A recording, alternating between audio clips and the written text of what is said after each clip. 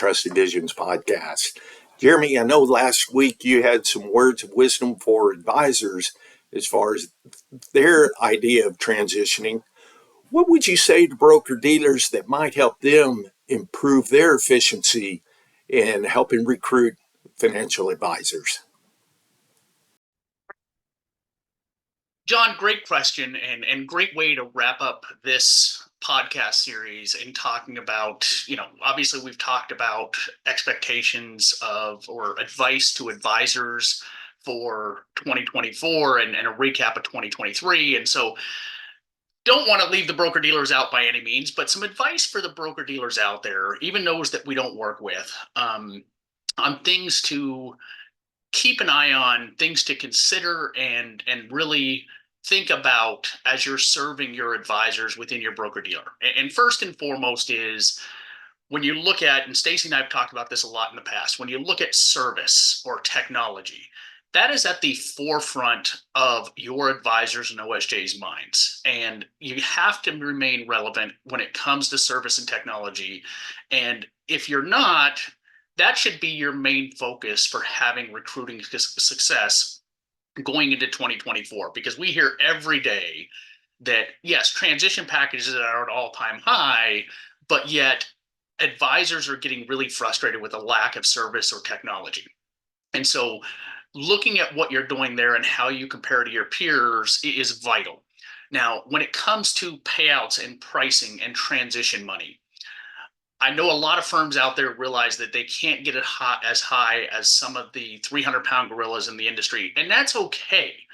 But you have to really think about and consider, how are you going to compete against that? Because it's not going to go away. And while a lot of advisors will say it's not about the money, if your payouts are 2-3 points lower than your competitors, that's okay. But then if your advisory pricing is now 5-10 basis points higher, or your TA is 30, 40, 50% lower, when you collect all three of those together, it's going to be really hard to overcome all three of those. Like I said, if the payout is just a couple points higher, but the advisory pricing is in line and the transition money's in line, you're fine. If all three of those, or two out of those three of those are there, then you have to realize that that's going to matter to advisors. I'll give you a prime example. I was working with a large OSJ and still working with them, and their payout was going to be, and they were about a $15 million group. Their payout was going to be 2 points lower than the firm that they really liked, which they're like, okay, not a big deal. But then their advisory pricing was going to be 6 basis points higher. And then their transition money was $7.5 million different. And a lot of firms will say, well, we're not going to throw that kind of money out there because, of our culture or the way that our firm is established and access to leadership or whatever that may be.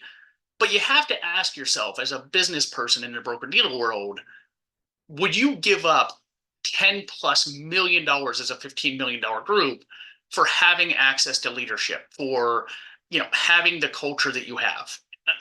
Some may say yes, but you have to be honest with yourself and ask yourself that hard question of, can I compete? So that would be my first point. The second thing, advice to broker dealers out there, is really look at your recruiting team and be a coach and mentor to your recruiting team and help guide them. Interestingly enough, last year I was working with an advisor that I actually placed this advisor. But she had mentioned to me, she said, look, another firm I'm looking at, I feel like their recruiter is in the major leagues versus the broker dealer that you're talking to me about. The recruiter seems more like he's on a T-ball team. And, first impressions matter, and making sure that you're listening more than you're talking is vital. It's not about selling, in my opinion, as a recruiter. It's more about building rapport and relationships with each and every advisor you work with. The other thing I would say about the recruiting team is that make sure that you have a protocol amongst your recruiters, because I deal with recruiters every single day, and some of them have a different way of doing things. Some of them are more aggressive and pushy. Some of them are very lackadaisical and non-responsive, and that matters when these advisors are talking to you. I've always said, and I've prided myself on this, is responsiveness is key. And so if you're not responding within an hour to a prospective advisor, another recruiter is, and that will make a world of difference. The other thing I would say to advice to broker dealers is embrace third party recruiting firms like Trusted Visions. We're not there as to create or make it harder for your recruiter or your firm to close business. We are there to help guide and direct it and get it closed, not only for you, but make it a better experience for the advisor and, and make sure that it goes as smoothly as possible. So if a client or an advisor, prospective advisor, prefers to work more directly with that third party recruiter and then relay information to the recruiter within your firm, don't take offense to that. I know that the recruiter wants to build rapport and relationships, but we're not trying to be dictatorish or any of that. We're there to help you close business. And then, are you hitting your recruiting numbers on a consistent basis? If not, you really have to look at yourself in the mirror and make the determination of what needs to change. Because if you're losing more than you're winning, there's something wrong there. And that's where I would suggest, and this isn't self-promoting, so to speak, but if you're not hitting your recruiting numbers or some recruiters aren't hitting their numbers, that's where I really think working with a firm like Trusted Visions, and there's other great ones out there, to get an outside perspective and really engage from a consulting standpoint, to look at why that is. Because I found within my time in the broker dealer world that we get so caught up internally that we can't look at it, our own firm, from the outside looking in. And so if you're not hitting your recruiting numbers, I would strongly encourage you to just have a conversation, whether it's with me or Stacy or another firm, to just talk about a consulting arrangement. The last thing within this podcast and advice that I would give to broker dealers, and this is probably one of the most important, is transparency. And I posted about this on LinkedIn the other day of, I think a lot of broker dealers have lost sight that you have to earn your advisor's business each and every day. And if you're not doing that, you're selling yourself short, because these advisors and these OSJs, they have choices, and they're getting calls on a regular basis by recruiters telling them about how great their firm is versus your firm.